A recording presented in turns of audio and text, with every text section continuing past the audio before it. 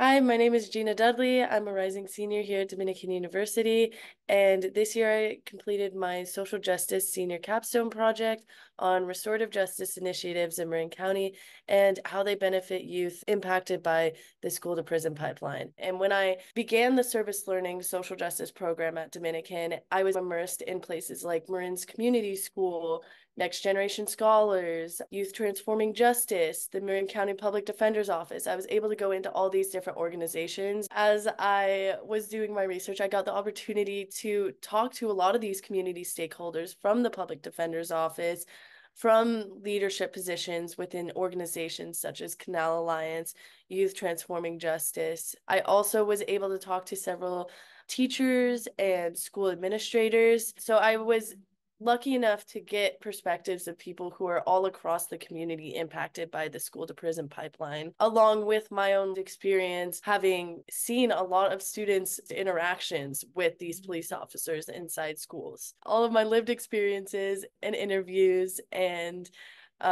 experience within these Marin communities has really informed my research and shown me what could be positive solutions and positive outcomes when thinking of how we can shift and mitigate the impacts of the school to prison pipeline. I do want to emphasize that my research is community centered. It really is meant to amplify what the community stakeholders have told me and what I've seen looking at the statistics. And hopefully, this sparks a conversation. Through my research, I was able to conclude 5 key findings.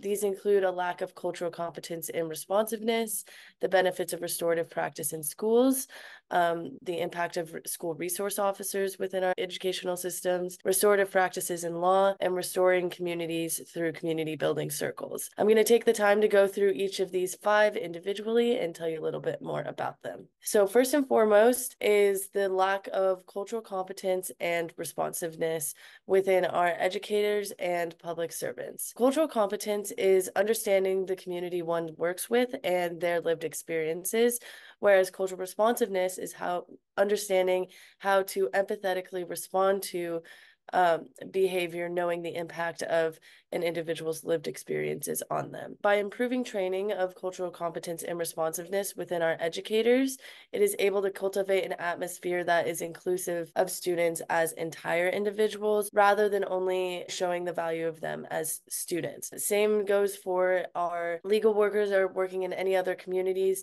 When you build off the understanding of the community you're working with, you can do a more impactful job of serving them. The next finding I'm going to discuss is restorative practice in schools and the benefits of community building circles and problem solving circles. Community building circles lay the foundation for restorative culture by encouraging conversation with intimacy and vulnerability. It's essentially a conversation with open-ended questions such as, how was your weekend and how are you doing? As individuals or students become more comfortable within these circles, they are able to connect and likely will begin to open up more to their peers. This can be seen through a program implemented by Youth Transforming Justice in first grade classrooms here in Marin County. They essentially took Dominican University interns and trained their educators on how to host these circles. And within the first grade classroom, they sat and they started with the, how are you doing?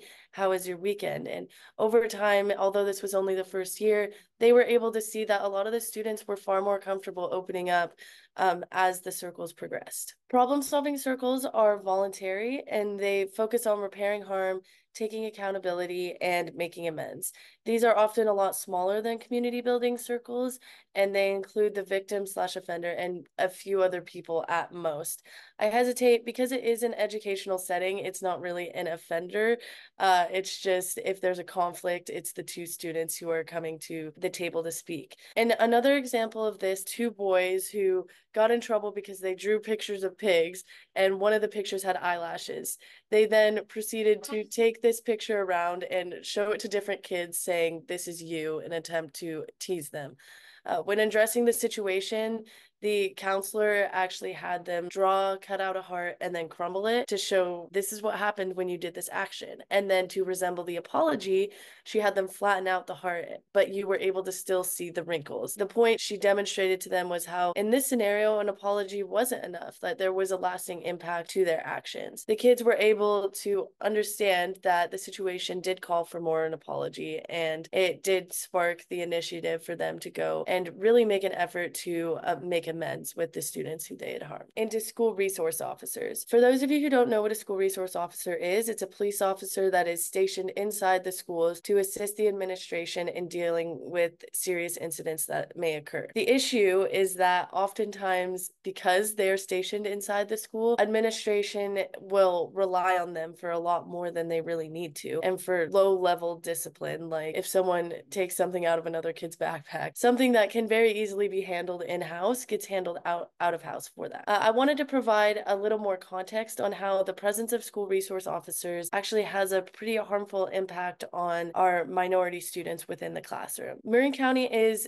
California's most racially disparate county, and in Marin classrooms, Latinx students are making up 27.1% of the population, yet also account for 25.7% of the referrals to law enforcement and 26.4% of school-related arrests. So they're quite literally almost making up the same percentage of arrests and encounters with law enforcement as they are with themselves and the population. Another important point to make off this is once a youth is in contact with law enforcement, it's very hard to become independent from that. And it's so very hard to choose a different course. So when that first contact comes from within schools, especially at a young age, it puts them in a very adverse situation in overcoming it. Additionally, a lot of kids feel like having a school resource officer inside the building is like having the enemy inside of the house. They are oftentimes low income, minority. A lot of these groups are having negative experiences with police officers outside the classroom. So when they come into the education environment, which is supposed to be a safe space for them to learn, and they see a man with uniform in the hallway, it can be very intimidating. The Juvenile Justice Commission in Marin County suggested a solution to this, which I think could make a lasting impact if more schools took part in it, and that is the law enforcement liaison officer instead of the school resource officers. They are a presence on campus, but they are not obligated to build relationships with the students.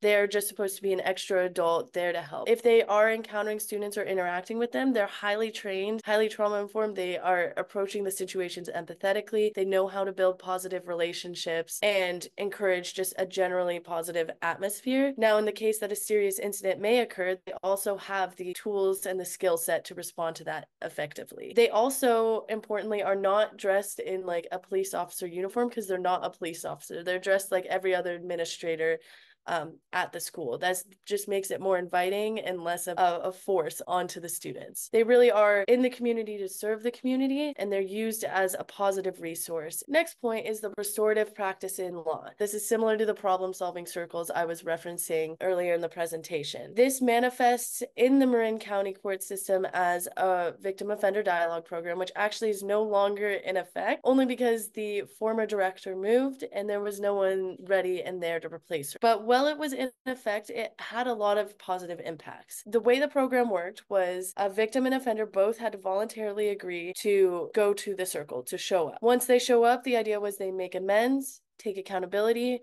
The victim likely would get peace of mind. The most prominent example that I think illustrates this program really well is there was a burglar who had been in and out of the Marin County court system, and he came across the former director, and he was like, well, I don't have any victims. Like, what are you talking about? He only burglarized like in really wealthy neighborhoods. He made sure no one was home. He only took things that were covered by insurance. He's like, no, I am not the bad guy here. And it was not until he was sitting across from this woman who was like, no, I get anxiety every single time I hear my husband come home because I think it's somebody breaking into my house. And it's like had such a lasting impact on her over time. He had this awakening. It doesn't matter that the stuff I'm taking is covered by insurance. I have victims. I'm having an impact on people. And he actually came away from that conversation asking the director to connect him with more of the families whose houses he had burglarized so that he could apologize to them and make amends. The victim was also able to walk away from that conversation feeling more safe inside of her home because she no longer felt targeted. She had this idea that he was coming for specifically her in her house. But when she realized that no, it was just almost wrong place, wrong time.